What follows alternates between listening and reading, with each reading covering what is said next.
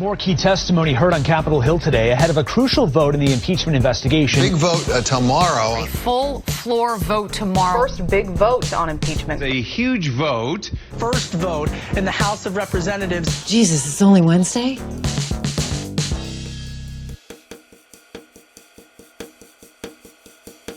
National Security Council official Lieutenant Colonel Alexander Vindman, who listened in on the call between President Trump and Ukraine's leader, told House impeachment investigators that crucial words and phrases were omitted from the summary of the president's July 25th phone call. You see a bunch of ellipses in that summary that the White House put out of the phone call. Vindman said he tried to get those omissions included, but was rebuffed. The omissions include a reference to Burisma, the energy company that hired Hunter Biden to serve on its board. The White House summary has Zelensky referencing, quote, the company. Vindman also pointed to the ellipses in this sentence. Biden went around bragging that he stopped the prosecution. So if you can look into it, ...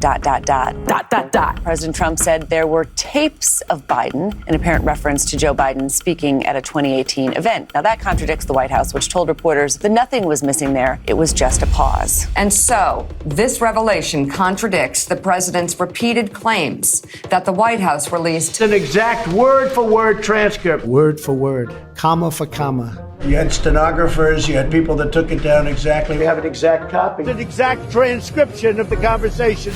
We always knew this wasn't an exact transcript. But any removals, we were told, were incidental. Well, what makes Vindman's testimony explosive is that there is something going on that the White House wants to hide.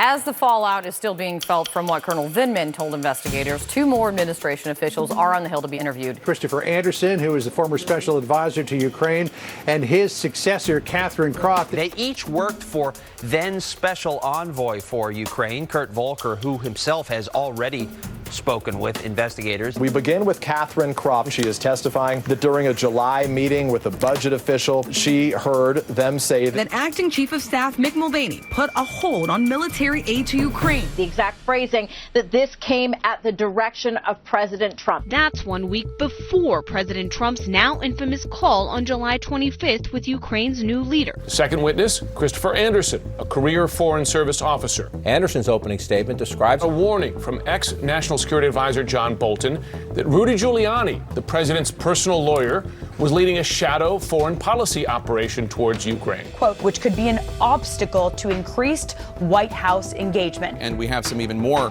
breaking news right now. John Bolton has been officially asked to testify for the impeachment inquiry. The former National Security Advisor asked to testify next week on November the 7th. John Bolton is a very important witness. He described what was going on in Ukraine policy as a drug deal.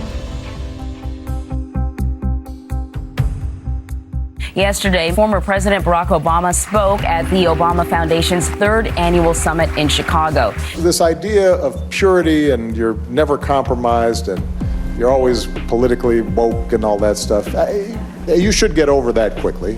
The world is messy. There are ambiguities. There is this sense sometimes of the way of me making change is to be as judgmental as possible about other people. That's enough. The world is messy. He's right. Obama is now shooting down woke political purists. Oh, I cannot believe it. Even President Obama seemed to acknowledge that there's some kind of purity test going on among Democrats that may not be helpful. Look at the Democrats we have now. I mean, President Barack Obama is looking like the voice of reason. We used to think Barack Obama was bad.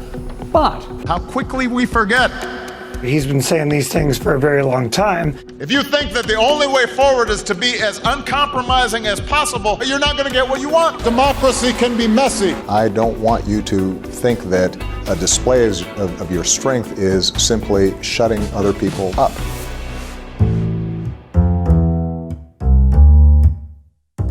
Well, a former campaign aide to President Trump, George Papadopoulos, is expected to announce he is running for Congress as a Republican. He served 14 days in prison for lying to the FBI. Let's remember where I was actually in prison. It was in Oxford, Wisconsin, which is a pleasant place. I guess the inmates saw me as a bit of a political celebrity going in there. Throw your hands in the air if you's a true player.